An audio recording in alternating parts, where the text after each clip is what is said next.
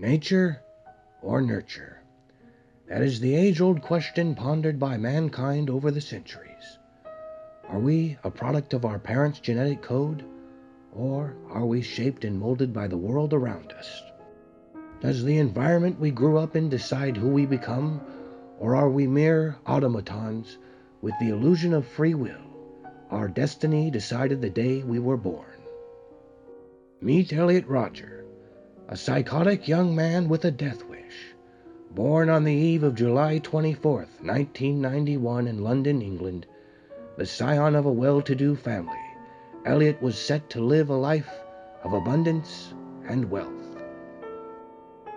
His father, Peter Rodger, became a director for the infamous Hunger Games in 2012, while his mother, Lee Chin Rodger, was a Malaysian research assistant at a film company.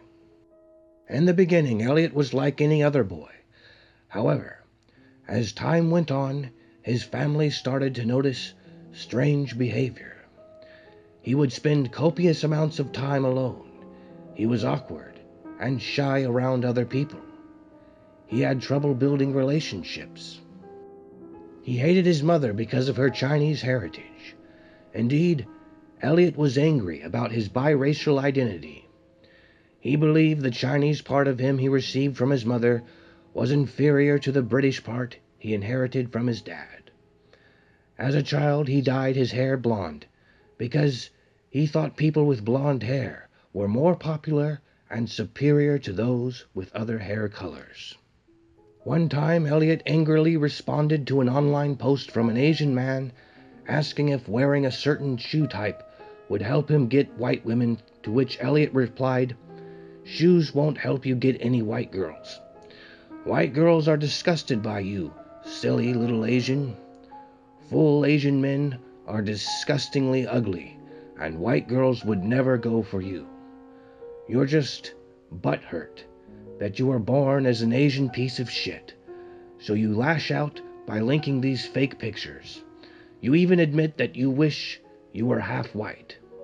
You'll never be half white, and you'll never fulfill your dream of marrying a white woman. I suggest you jump off a bridge." On June 4th, 2011, he moved out of his mother's apartment and into a new apartment near Santa Barbara Community College. According to his journal, "I was desperate to have the life I know I deserve. A life of being wanted by attractive girls. A life of sex and love. Other men are able to have such a life, so why not me? I deserve it. I am magnificent. No matter how much the world treated me otherwise, I am destined for great things."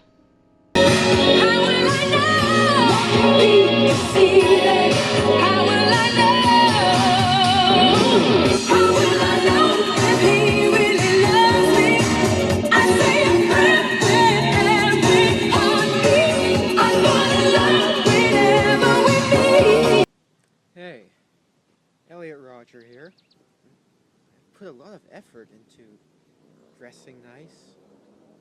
These sunglasses here were $300, Giorgio Armani. So I'll put them on. See? The beginning of his desire for revenge manifested itself with the following journal entry. "If I still have to suffer the same rejection and injustice even after I move to Santa Barbara, then that will be the last straw. I will have my vengeance." 1 month later, Elliot's first summer in Isla Vista, he was enraged when he saw a couple kissing and showing affection for one another. He took a cup of hot coffee and poured it on the man kissing his girlfriend. According to Elliot, "When they left the store, I followed them to their car and splashed my coffee all over them. The boy yelled at me, and I quickly ran away in fear.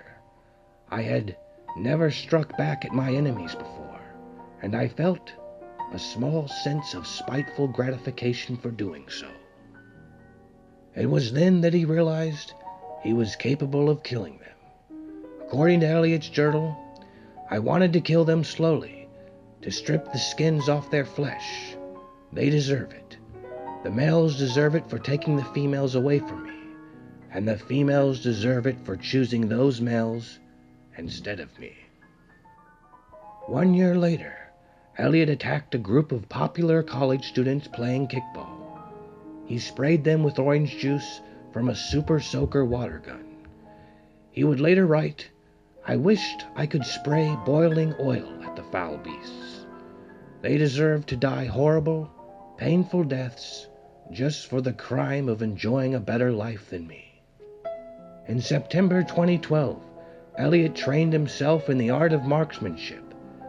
He visited a shooting range in Oxnard, California, to practice shooting various guns.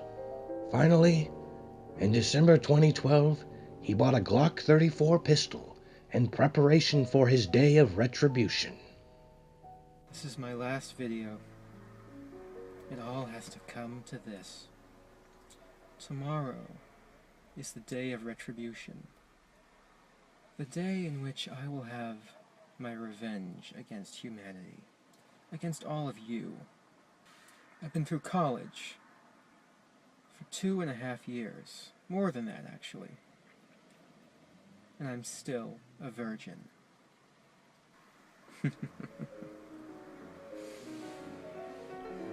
On the day of retribution, I am going to enter the hottest sorority house of UCSB.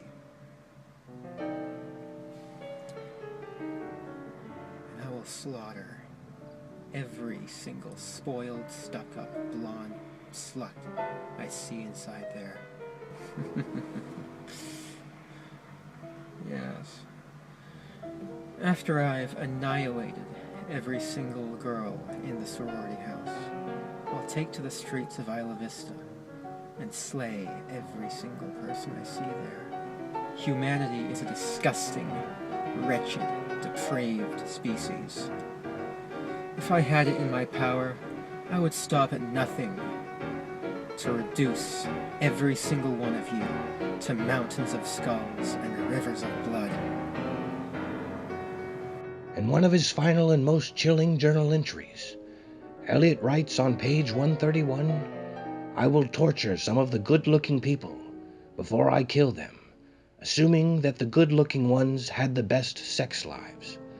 All of that pleasure they had in life, I will punish by bringing them pain and suffering. I have lived a life of pain and suffering, and it was time to bring that pain to the people who actually deserved it. I will cut them, flay them, strip all the skin off their flesh, and pour boiling water all over them while they are still alive, as well as any other form of torture I could possibly think of. When they are dead, I will behead them and keep their heads in a bag, for their heads will play a major role in the final phase. Once I reach Del Playa Street, I will dump the heads I had severed from my previous victims, proclaiming to everyone how much I made them all suffer. Once they see all of their friends' heads roll onto the street, everyone will fear me as the powerful God I am." On that fateful day, May 23rd, 2014, Elliot slaughtered his 3 roommates, viciously stabbing them to death with a knife. One of his roommates, George Chen, was found with 94 stab wounds all over his body. He then took 2 handguns and drove his BMW near the University of California, Santa Barbara. His target? A sorority house where he could kill the girls he so lusted after. Upon arrival at the sorority house, he aggressively knocked on the door and demanded to be let inside. The sorority girls inside refused to let him in. In a paroxysm of rage, Elliot walked around the corner of the sorority house and gunned down 2 young college girls. In his final act of retribution, Elliot shot and killed a young man named Christopher Michael Martinez inside a deli. Our son Christopher Martinez and 6 others are dead. When will this insanity stop? When will enough people say, "Stop this madness. We don't have to live like this"? Too many have died. We should say to ourselves, not one more. Thank you. That's it. In total, Elliot extinguished 6 young, innocent lives and injured 14 people. 7 people were struck by Elliot's car, and another 7 people were hit by gunfire and survived. As the police closed in on him, they fired a lethal volley of bullets at his BMW. One of the bullets struck Elliot in the stomach. In an act of desperation, Elliot took his own life by shooting himself in the head. His parents were devastated by what had happened. They did not understand why their son had chosen such a dark path. Is there anything that could have been done to prevent this? Elliot's journal was kept secret, and the videos he uploaded online gave clues to his festering psychosis. His mother called the police 1 month before the attack and told them to talk to her son. However, he tactfully told them it was all a big misunderstanding. Therein lies the root of the problem.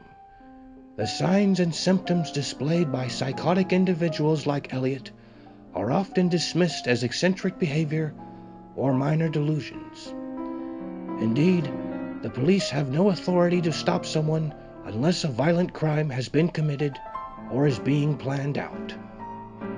What could have caused Elliot to slide slowly into such a sick and twisted state of mind?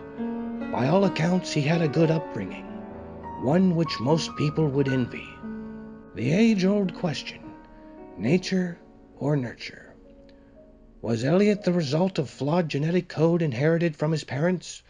Or was there some sort of traumatic event in his early life which caused him to hate women and those who lived normal lives? Perhaps we'll never know.